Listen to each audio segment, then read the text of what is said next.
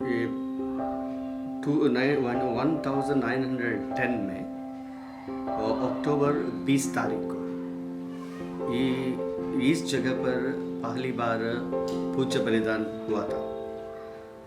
और उस पूज्य बलिदान में फादर लुइस हैगविन बेक उन्होंने पूजा किया था। और उस समय जमशेदपुर जो डायसिस जिसके अंडर में हम लोग है अभी, ये डायसिस नहीं थी। कलकत्ता से फादर लोग आकर उन्होंने देखा कि इधर कुछ ईसाई लोग हैं, उनको आध्यात्मिक रूप से मदद करने के लिए इस प्रीस्ट ने, फादर लुइस ने इधर आकर पूज्य बलिदान चढ़ाया था। और उसके बाद 11 दिसंबर 1921 में फादर विरलव उन्होंने पहला पल्ली पुरोहित बनकर इधर पूज्य बलिदान चढ़ाया। और इस गिरजा की स्थापना 1923 ईस्वी में हुई थी। और इस चर्च का जो फाउंडेशन डाला था, मैंने बिल्डिंग के लिए फाउंडेशन 1918 में हुआ था। और उसकी जो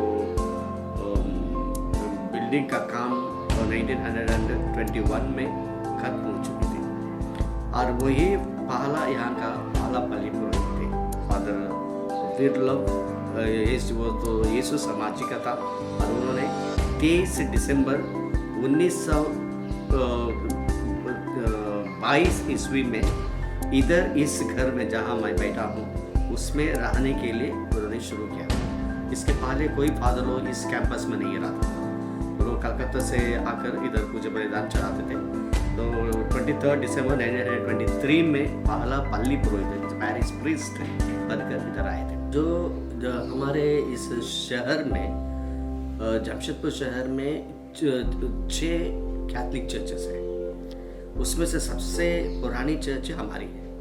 हम लोग का इधर काम है आध्यात्मिक रूप से हमारे जो जिस पैरिश के जितने भी कैथलिक्स के हैं उनको देखभाल करने के लिए।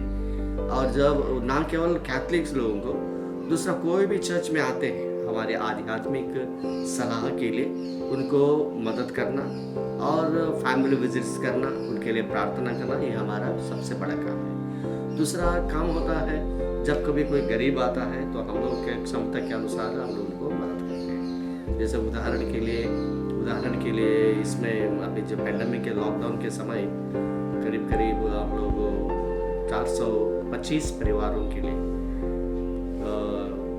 650 रुपये का एक पैकेट हम लोग बांटे हैं। उसमें हम लोग देखे नहीं कि केवल ईसाई लोग को देना है, जो भी जिनको भी ज़रूरत है उनको हम लोग दिए। और जो इधर आप पहुंच नहीं पाए, हो सकता है अपनी गरीबी के चलते नहीं आए पाए या लॉकडाउन के पास में आए नहीं पाए, उनके लिए अपने गाड़ी में जाकर मैं अपना घर को पहुँचाया, ये सामान पहुँचाया।